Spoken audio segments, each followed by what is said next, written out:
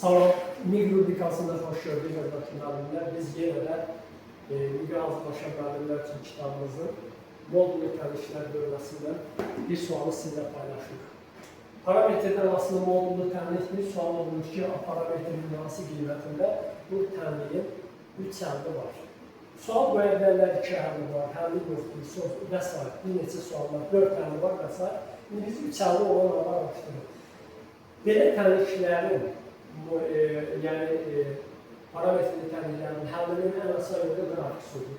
Biz y bərabərdir modulda 4 minus x minus 3 və y bərabərdir a sabit funksiyalarının qrafiklərini quraraq onların qrafiklərinin vasitəsilə dəqiq tez müəyyən edə bilərik ki, nə zaman bu təmin 3 həlli olur. Əvvəlcə təmin bu funksiyanın qrafikini quraq. Sizin hər biriniz bilirsiniz ki, y bərabərdir modul x funksiyasının qrafikini hər biriniz bilirsiniz. Əgər modul x-in qrafikini aks oxu boyunca 3 vahid sağa hərəkət elətdirsək, modulda x minus 3-in qrafiki alınacaq. Əgər alınan qrafiki, bax, bu cür bir qrafik olur, alınan qrafiki aks oxuna nəzərə simmetrik çevirsək ki, onda mənfi, modulda x minus 3 funksiyasının qrafikini alacaqsınız. Əgər üzərinə 4 vahid əlavə edib, oradan oxu boyunca 4 vahid yuxarı sürüşdürsə aldığınız qrafiki, onda bu funksiyanın qrafikini alırıq. Beləliklə, 1, 2, 3 vahid sağa sürüşdürdük modul x-ni, sonra aks oxuna nəzərən simmetrik çevirdiyi aldıq bu funksiyanın qrafikini, ona görə qrafiklərin çevrilməsini yaxşı bilmək lazımdır. 1, 2, 3, 4 vahid oradan oxu boyunca yuxarı sürüşdürərək bu funksiyanın qrafikini biz baxın alırıq 4 minus modulda x minus 3 funksiyasının qrafikini. Bax, belə bir qrafik alırıq. Bu grafikin aks oxunu kəsdiyi nöqtələri tapmaq üçün sadəcə y-ki sıfıra bərabər edirsiniz. Bu halda x bərabərdir mənfi 1 alınır. Mənfi 1 bu funksiyanın sıfırlarından biridir. Deməli, qrafik buradan keçəcək. Baxın, belə mənfi 1 nöqtəsindən keçəcək. Həm də x yer bolluqda sıfır alınır. Bu deməkdir ki, siz bu qrafiki davam etdirsək, ordinat oxunu x bərabərdir 7, aks oxunu x bərabərdir 7 nöqtəsində kəsəcək və beləliklə biz y bərabərdir 4 minus modulda x minus 3-in grafikini alırıq. Bizə isə bu funksiyanın qrafiki lazımdır.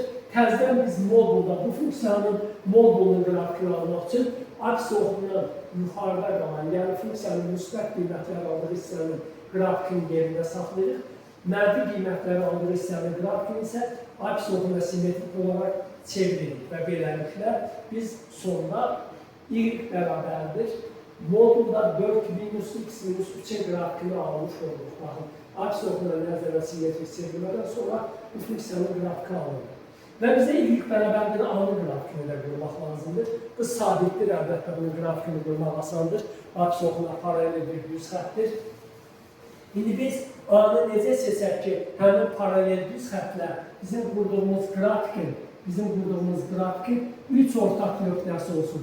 Əgər sizə bu təmin 3 həllinin olması lazımdırsa, onda y bərabərdə A düz xətti ilə qurduğumuz grafikin 3 ortaq nöqtəsi olmalıdır.